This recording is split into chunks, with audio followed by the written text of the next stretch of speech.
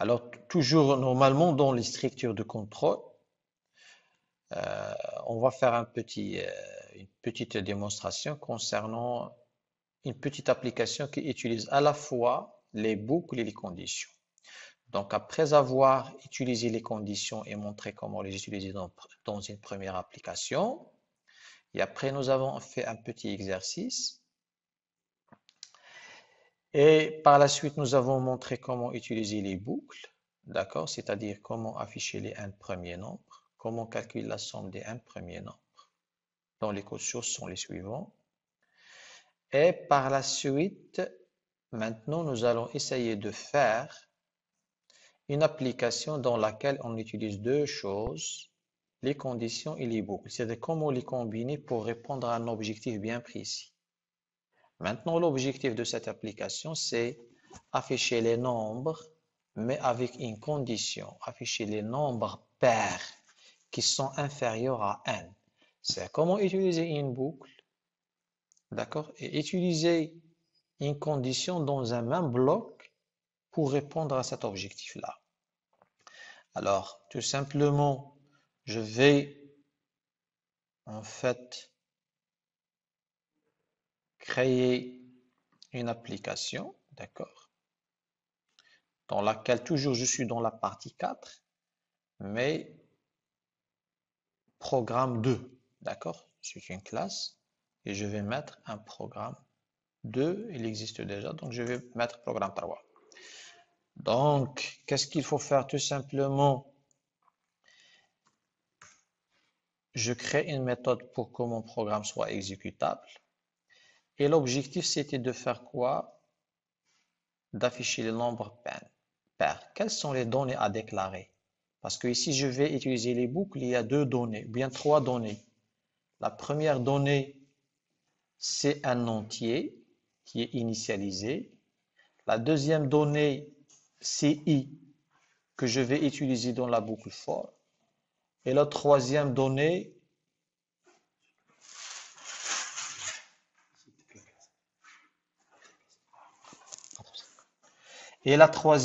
normalement, c'est une variable pour stocker la somme.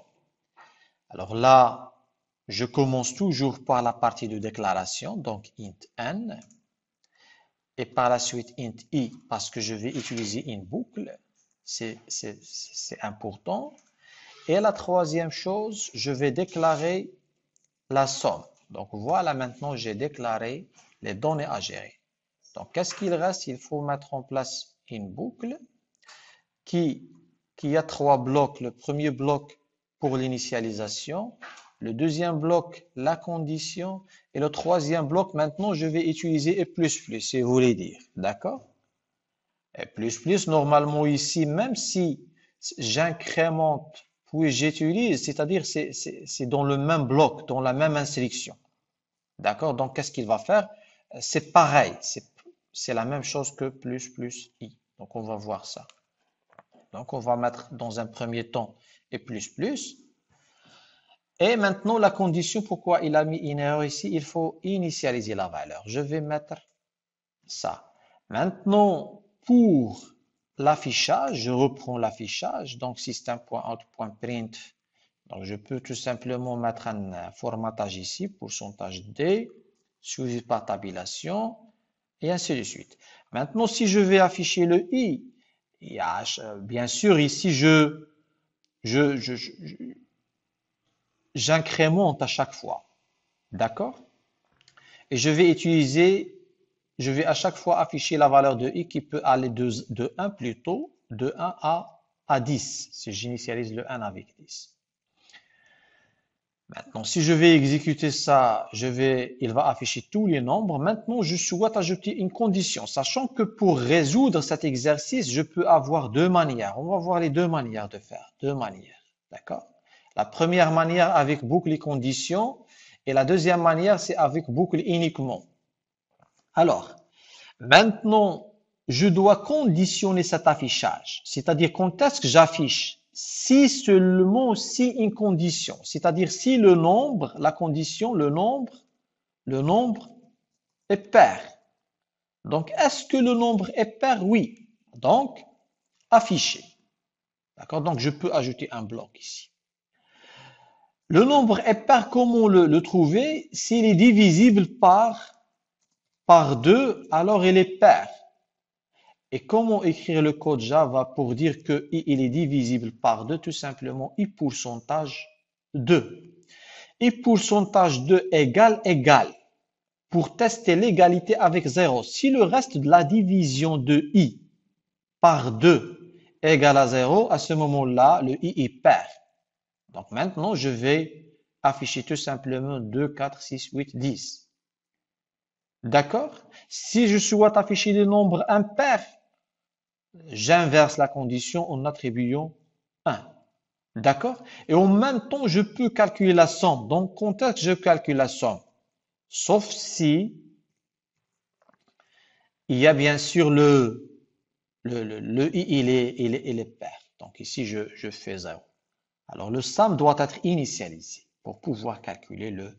Et finalement, je peux faire, vers la fin, je reviens à la ligne, d'accord? Et j'affiche, ici, c'est pas, je suis dans la boucle, là. Je suis dans la boucle. Je sors de la boucle ici. Je sors de la boucle parce que ici, c'est la fin de la boucle. Une fois sortir de la boucle, je peux afficher à ce moment-là la somme.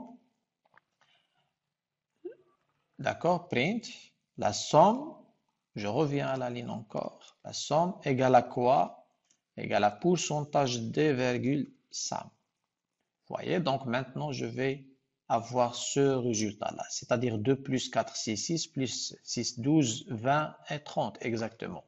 Je peux modifier ce programme-là en éliminant la condition déjà, d'accord? Et bien sûr, au lieu de faire un pas de 1, je peux mettre e égale à i plus 2. D'accord? Donc, en commençant, attendez, mais il faut commencer par 0. D'accord? Il faut commencer par 0 parce que je vais avoir 0 plus 2. Ça va donner lieu au 2. Et ensuite, 2 plus 2, ça va donner 4. 4 plus 2, 6 et ainsi de suite. Donc, en utilisant ce programme-là, je vais avoir le même résultat. Mais la différence ici, il a affiché 0. D'accord? Donc 0. Sinon, je peux commencer avec 2 cette fois-ci. D'accord? De 2 à 10. Vous voyez?